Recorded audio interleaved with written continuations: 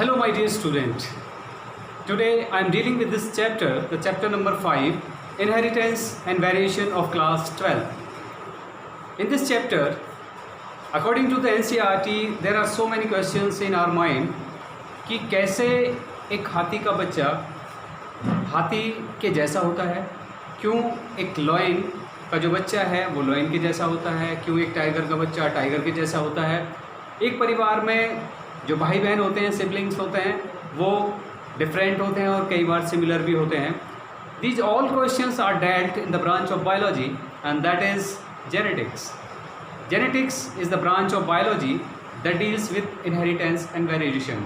अब अगर हम डेफिनेशन की बात करें जेनेटिक्स की, तो जेनेटिक्स वो ब्रांच ऑफ बायोलॉजी है जो इनहेरिटेंस और वेरिएशन के बारे में बताती है। तो डेफिनेशन को दोबारा से, genetics is the branch of biology that deals with inheritance and variation.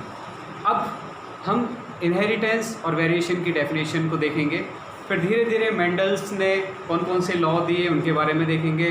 फिर जो 12th में कुछ तो चैप्टर्स जो 12th और 10th में बहुत सारी चीज़ें सिमिलर थी, जैसे वेरिएशन की डेफिनेशन है, मेंडल्स के कुछ लॉज थे वो 12th में भी हैं, तो उनको भी हम धीरे धीरे करके फिर 12th की तरफ, 10th के कुछ पोर्शन से फिर 12th की तरफ बढ़ेंगे।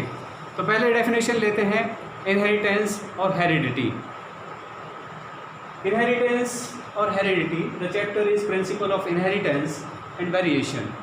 Inheritance or heredity, the process by which the characters are transferred from one generation to the next generation, and this is called inheritance or heredity.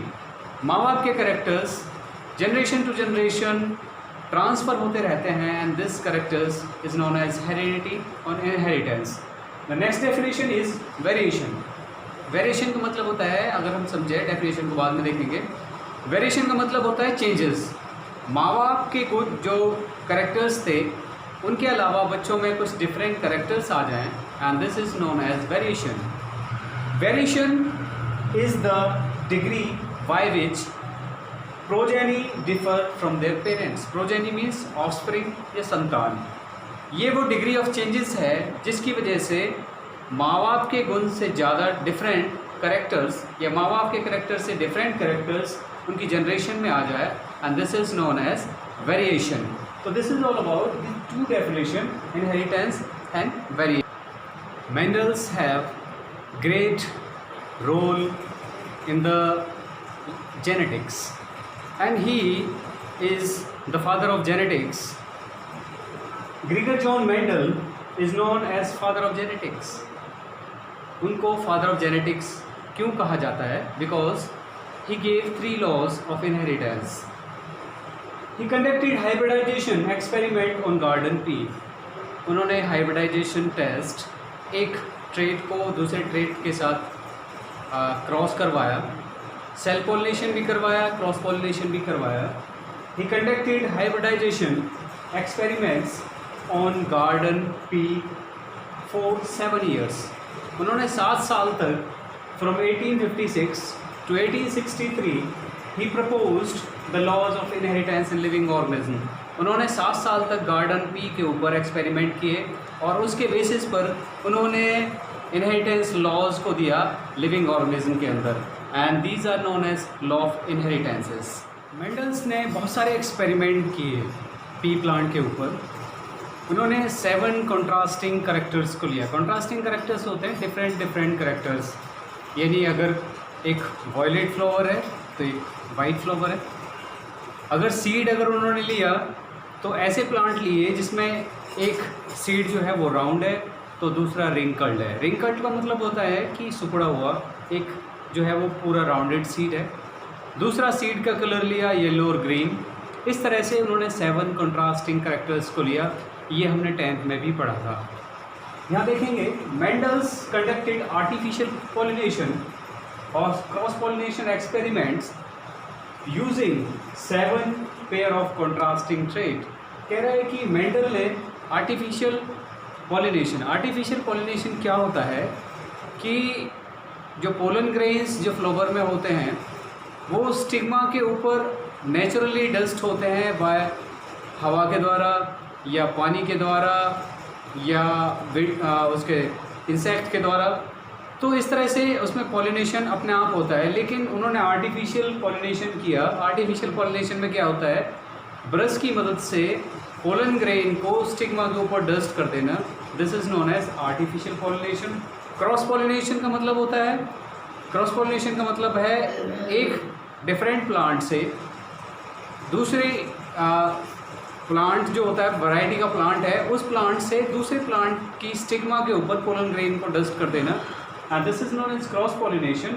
And he use 7 contrasting characters. 7 contrasting characters में अभी हमने बताया, उन्होंने seed का shape लिया, तो seed के shape में उन्होंने राउंड और रिंकल। राउंड का मतलब एक प्लांट ऐसा लिया जिसका सीड राउंड है, दूसरा ऐसा लिया जो रिंकल्ड है। उन्होंने फिर सीड के कलर को लिया, उन्होंने ऐसा लिया कि एक सीड जो होता है वो येलो कलर का है, दूसरा रिंकल्ड है। ऐसे 2 कंट्रास्टिंग कैरेक्टर्स को उन्होंने आपस में क्रॉस करवाया। उन्होंने सिमिलर टाइप के जो प्लांट हैं उनको भी आपस में क्रॉस करवाया और डिफरेंट वैरायटीज़ को भी आपस में क्रॉस करवाया। फिर है फ्लावर का कलर। उन्होंने फ्लावर का कलर लिया, तो एक प्लांट ऐसा लिया जिसके ऊपर वायलेट फ्लावर्स आते हैं, और दूसरा ऐसा लिया जिस पर वाइट फ्लावर आते हैं। तो इसके अलावा उन्होंने जो है एक जो पी प्लांट जो होता है, पी प्लांट की जो फली होती है उसको पॉड बोलते हैं, POD। तो पॉड एक ऐसा लिया जो फुली कॉन्स्ट्रक्टेड था, कॉन्स्ट्रक्टेड भी सिकुड़ा हुआ है। एक दूसरा है वो इन्फ्लेटेड है, जिसका साइज़ जो है वो पूरा स्ट्रेट है, मतलब जो फली है वो सीधी है, एक ऐसी है सिकुड़ी हुई है। और उसी का जो पॉड जो है उसका कलर लिया। तो इस तरह से स्टेम हाइट लिया, एक टॉल लिया, एक डॉर्फ लिया। इस तरह से 10th में आप पढ़ चुके हैं। They have taken 7 different characters, ठीक है, उनको आपस में क्रॉस करवाया उन्होंने। इस तरह से पी प्लांट में क्रॉस पॉलिनेशन और सेल्फ पॉलिनेशन भी करवाया उन्होंने। तो पी प्लांट को क्यों उन्होंने चुना, इसके बारे में फिर डिस्कस करते हैं। मेंडल्स ने जो 7 कैरेक्टर्स लिए, उनमें से एक कैरेक्टर तो था सीड का शेप। एक प्लांट ऐसा जो राउंड होता है, दूसरा रिंकल्ड होता है। और यहाँ पर ये वाले जो कैरेक्टर्स हैं, these are dominant characters, these are recessive characters. 10th class में पढ़े थे हमने। डोमिनेंट कैरेक्टर्स वो होते हैं, dominant characters are those characters which can express their self in their generation, and recessive characters are those characters which can not express their self in their generation. अगर हम example लें तो अमिताभ बच्चन है और जया जी जो हैं, उनकी हाइट, अमिताभ की हाइट बहुत ज़्यादा है, जया की कम है। तो लेकिन अभिषेक जो है उनकी हाइट ज़्यादा है। तो फादर के कैरेक्टर्स जो है अभिषेक में ट्रांसफ़र हुए हैं, इसलिए जो कैरेक्टर्स अपने आप को एक्सप्रेस कर देते हैं जिस पेरेंट्स के, उन कैरेक्टर्स को हम बोलते हैं डोमिनेंट कैरेक्टर्स। और जो नहीं एक्सप्रेस, जया जी के कैरेक्टर्स अभिषेक में नहीं हैं, तो वो रेसेसिव कैरेक्टर है विच can not express their self in their generation. तो सीड कलर येलो और ग्रीन, फ्लावर कलर वायलेट और white, pod shape, pod means होता है उसकी जो मटर की फली होती है, एक फुल है जिसका साइज फुल है, दूसरा कॉन्स्ट्रिक्टेड है, CONSTRICTED, कंस्ट्रिक्टेड सुकड़ी हुई। पॉड कलर, पॉड का कलर कैसा है, ग्रीन और येलो। उन्होंने 2 प्लांट, ये सारे कॉन्ट्रास्टिंग कैरेक्टर्स हैं, 2 कैरेक्टर्स हैं जिनको उन्होंने आपस में क्रॉस करा के देखा। तो पॉड का कलर ग्रीन और येलो वाले को आपस में क्रॉस करवा के देखा। फ्लावर की पोजीशन एक्सियल और टर्मिनल। एक्सियल फ्लावर वो होते हैं जो फ्लावर प्लांट के साइड में लगते हैं, और टर्मिनल फ्लावर्स होते हैं जो ऊपर की तरफ फ्लावर लगते हैं, वो टर्मिनल फ्लावर हैं। तो उन्होंने 2 फ्लावर की ऐसी वैरायटी जो एक्सियल और टर्मिनल, उन दोनों को आपस में क्रॉस करवा के देखा। स्टेम की हाइट को लिया, स्टेम की हाइट एक टॉल है, एक ड्वार्फ है, और टॉल और ड्वार्फ को आपस में क्रॉस करवा के देखा। इसके अलावा उन्होंने प्योर लाइन को भी लिया, यानी एक ही तरह की वैरायटीज़ को आगे तक क्रॉस करवा के देखा। तो इस तरह से उन्होंने 7 कैरेक्टर्स को लिया। These are 7 contrasting characters. Contrasting characters different. Discussing the law of inheritance given by Mendel, we have to discuss few important terms. Mendel के लॉ को डिस्कस करने से पहले हमें कुछ इम्पोर्टेंट टर्म्स के बारे में जानना बहुत ज़रूरी है। देखते हैं इम्पोर्टेंट टर्म्स को। पहला है मोनोहाइब्रिड क्रॉस। मोनोहाइब्रिड क्रॉस ऐसा क्रॉस जो एक्सप्लेन करता है सिंगल कैरेक्टर्स के बारे में। डेफिनेशन है cross involving inheritance of 1 characters. ऐसा क्रॉस जिसमें केवल सिंगल कैरेक्टर इन्वॉल्व हो। एग्जाम्पल है हाइट ऑफ प्लांट। प्लांट की केवल हाइट को लिया गया है, तो वो सिंगल ऐसा क्रॉस जो सिंगल कैरेक्टर्स को एक्सप्लेन करता है, that is known as monohybrid cross. और इसको रिप्रेजेंट किया जाता है टॉल प्लांट को कैपिटल टी से, कैपिटल टी से, और स्मॉल प्लांट को स्मॉल टी से। यानी ड्वार्फ को, छोटे प्लांट को क्रॉस करवाया है टॉल प्लांट के साथ, लेकिन ये एक सिंगल कैरेक्टर्स है। जब हम दूसरे को एक्सप्लेन करेंगे डायहाइब्रिड क्रॉस को, तो हम समझेंगे और भी। डायहाइब्रिड क्रॉस ऐसा क्रॉस जिसमें दो कैरेक्टर्स को लिया जाता है। A cross involving inheritance of two character, ऐसा क्रॉस जिसमें दो कैरेक्टर को लिया जाता है। फॉर एग्जाम्पल, राउंड एक कैरेक्टर है, येलो दूसरा कैरेक्टर है, जिसको रिप्रेजेंट किया जाता है राउंड को कैपिटल आर से, येलो को कैपिटल वाई से। ऐसे ही रिंकल्ड का मतलब होता है जो सीड जो है, एक सीड राउंड है और दूसरा रिंकल्ड है जिसमें सुकुड़न है जो बिल्कुल गोल नहीं है। रिंकल्ड को रिप्रेजेंट किया जाता है स्मॉल आर से, और ग्रीन को रिप्रेजेंट किया जाता है स्मॉल जी से। तो कहने का मतलब है ऐसे कैरेक्टर्स जिसमें ऐसा क्रॉस जिसमें दो कैरेक्टर्स को लिया जाता है वो डायहाइब्रिड क्रॉस कहलाता है, और ऐसा क्रॉस जिसमें केवल एक कैरेक्टर को लिया जाता है that is called as monohybrid cross. Definition is gene जो है वो क्रोमोसोम, इसको समझते हैं डायग्राम की मदद से। Chromosome contain DNA, we have human have 23 pair of chromosome, and chromosome के अंदर जो होता है वो डीएनए प्रेजेंट होता है, और डीएनए के ऊपर जीन्स प्रेजेंट होते हैं। जीन्स जो होता है वो हेरिडिटी यूनिट है, जिसकी वजह से character parents to their generation transfer होते हैं। इन 23 पेयर्स के ऊपर लगभग 30,000 of genes are present on DNA, और हर जीन्स एक पर्टिकुलर कैरेक्टर्स को ट्रांसफ़र करने में मदद करते हैं। हेयर का कलर, स्किन का कलर, आई का कलर, ठीक है, ये different characters are transferred from parents to their generation with the help of genes. So इसकी डेफिनेशन को देखते हैं। Gene is the unit of inheritance. Gene जो है वो यूनिट ऑफ इनहेरिटेंस है। It is required to express a particular trait in an organism, और ये ज़रूरी इसलिए होता है कि जो भी कैरेक्टर ट्रांसफ़र होंगे माँ बाप से बच्चों में, वो जीन्स की वजह से होंगे।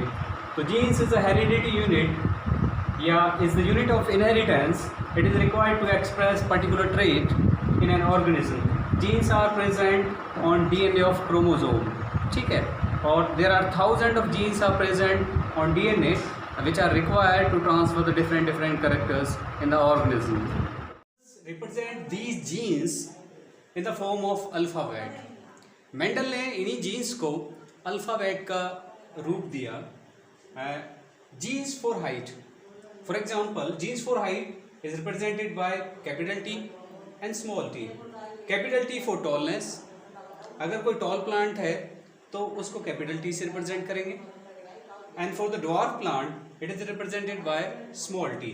ये तो ही जीन्स के बारे में कि जीन्स एक हेरिडिटी यूनिट है जिसकी वजह से कैरेक्टर माँ बाप के बच्चों में चले जाते हैं, ये समझा हमने, जिसको रिप्रेजेंट किया गया था कैपिटल टी और स्मॉल टी के साथ। अब आते हैं नेक्स्ट डेफिनेशन पर, दैट इज एलील्स। एलील्स वास्तव में क्या है? Alternative form of gene. Alternative form of genes means, पहली बात तो जो जीन्स हैं वो पेयर में प्रेजेंट होंगी, when it is present in pair called alleles, और alternative form of genes it is called alleles.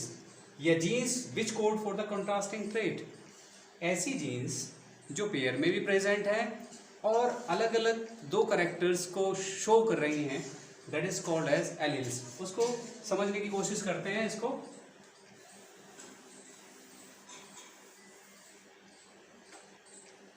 जो एलील्स है वो पेयर्स में प्रेजेंट होते हैं, जैसे क्रोमोसोम पेयर्स में होता है ऐसे ही जीन भी पेयर में प्रेजेंट होता है। तो कैपिटल टॉलनेस के लिए कैपिटल टी एंड ड्वार्फनेस के लिए small t, these are alleles. अब alleles are alternate to each other, alternative form of genes या कंट्रास्टिंग कैरेक्टर को रिप्रेजेंट करता है। It means capital T and small t are alternate to each other. Capital T and small t are contrast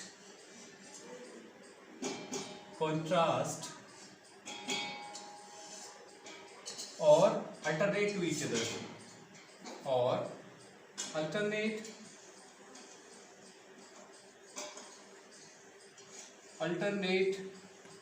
to each other.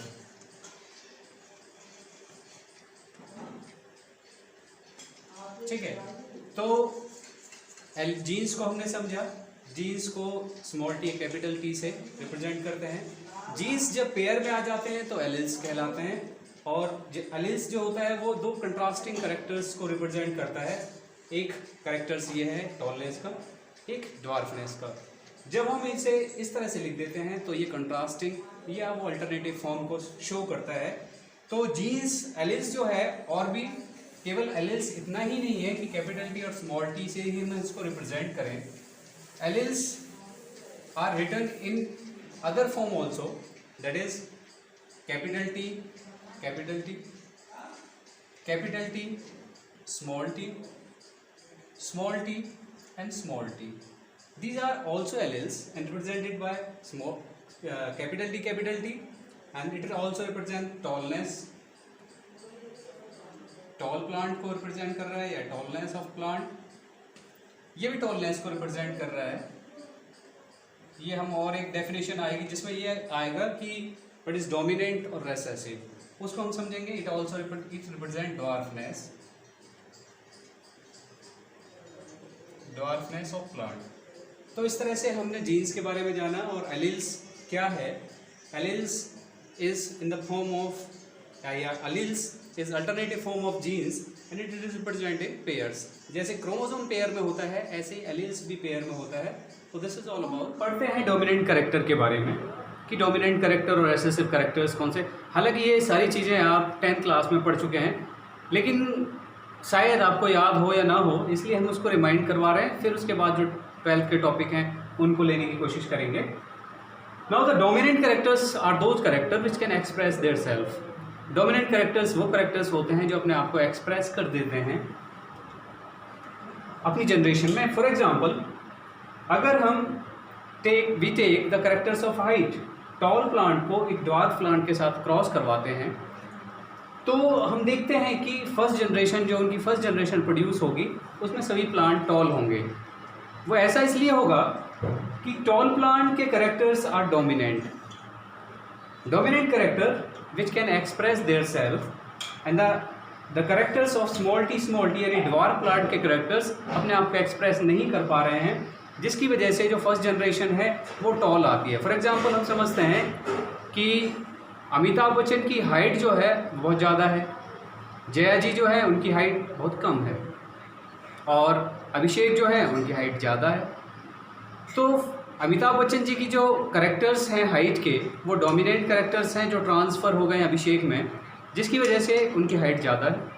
और उनके जया जी के जो characters हैं, they are recessive character, they can not express in their generation, that is why these characters which can not express their self are called recessive characters. जो character अपने आप को express कर लेते हैं वो डोमिनेंट कैरेक्टर हैं, और जो अपने आप को एक्सप्रेस नहीं कर पाते हैं वो रेसेसिव कैरेक्टर हैं।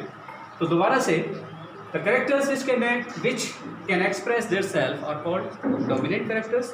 यहाँ पर कैपिटल T डोमिनेंट कैरेक्टर्स है, कैपिटल T, और ड्वार्फ जो होता है वो रेसेसिव कैरेक्टर्स है। कैपिटल T की वजह से फर्स्ट जनरेशन जो है वो टॉल आई है, वहाँ पर जो रेशो आया है, यानी जो जीन्स जेनेटिक कॉन्स्टिट्यूशन है, कैपिटल T स्मॉल t है, ऑल टॉल आए हैं, वो इस डोमिनेंट कैरेक्टर्स की वजह से। रेसेसिव कैरेक्टर्स की definition, which can not express their self is called as recessive character. यहाँ पर स्मॉल t वो रेसेसिव कैरेक्टर है। जैसे जया जी का जो कैरेक्टर था वो रेसेसिव है, और अमिताभ जी का वो डोमिनेंट है, जिसकी वजह से अभिषेक की हाइट ज़्यादा हुई। This is all about dominant and recessive. Now the next topic is genotype. Genotype, genes किस तरह से प्रेजेंट हैं, उनका कॉन्स्टिट्यूशन क्या है, उनका मेकअप क्या है, इसको हम बोलते हैं जीनोटाइप।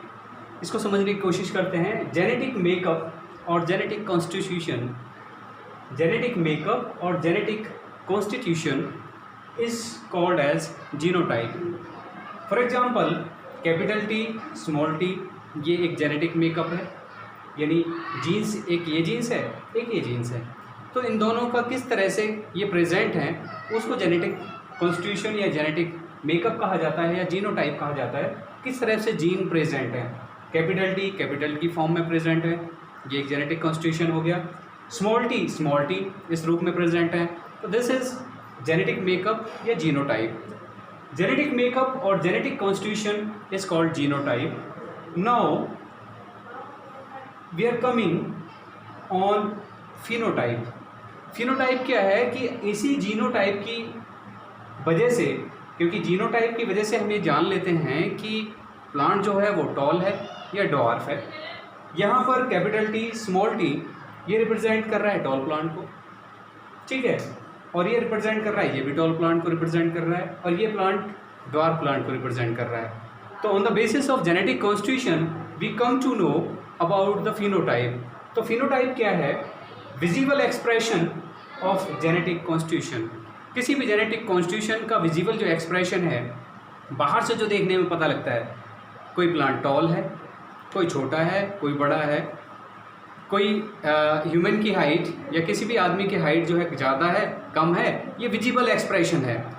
तो विजिबल एक्सप्रेशन से हम उसका जेनेटिक कॉन्स्टिट्यूशन जानते हैं कि वो कैपिटल टी होगा या कैपिटल टी स्मॉल टी होगा, और जिसकी हाइट कम है उससे हम पता लगा लेते हैं कि ये स्मॉल टी है। तो ये जो है phenotype, visible expression of genetic constitution is called as phenotype, that is tallness या डॉर्फनेस। टॉल प्लांट या डॉर्फ प्लांट ये एक विजिबल एक्सप्रेशन है that represent phenotype. So we can come to know the genotype and phenotype. I hope you understand. Now the next definition is, what is homozygous, what is heterozygous? The individual carrying similar alleles for a trait. अगर जो jeans pair में present होते हैं उनको हम alleles बोलते हैं. अगर वो एलिल्स एक जैसे हैं तो उसको हम बोलते हैं होमोजाइगस. अगर वो अलग अलग हैं तो heterozygous. The individual carrying similar alleles for a trait. For example, capital T, these are of similar alleles, similar genes. ये दो similar genes हैं, ठीक है, जो पेयर में प्रेजेंट है उनको alleles बोल देते हैं. ठीक है, दो similar alleles, ये भी small t, ये भी एक जैसे ही है. कैपिटल T, ये भी एक जैसे ही है. That is why it is called as homozygous. The individual carrying similar alleles for a trait. Trait means होता है करेक्टर. किसी भी करेक्टर्स के लिए, करेक्टर कौन सा है यहाँ पे? हाइट. किसी भी करेक्टर्स के लिए अगर कोई इंडिविजुअल, किसी भी पर्सन के अंदर अगर एक तरह के एलील्स हैं, that is called as homozygous, और वो अलग तरह के हैं तो heterozygous. Very simple. The individual carrying different alleles for a trait. अगर किसी भी इंडिविजुअल, किसी भी व्यक्ति के अंदर अगर अलग अलग तरह के एलील्स हैं, ठीक है, that is called as heterozygous. Capital T, small t. So this is all about all these terms which are used in this chapter. तो इसको explain करना बहुत ही ज़रूरी था. I hope you understand these all terms. And before discussing the first law, second law and third law, the laws of inheritance of the Mendels, these terms are very important to be discussed. So I hope you understand.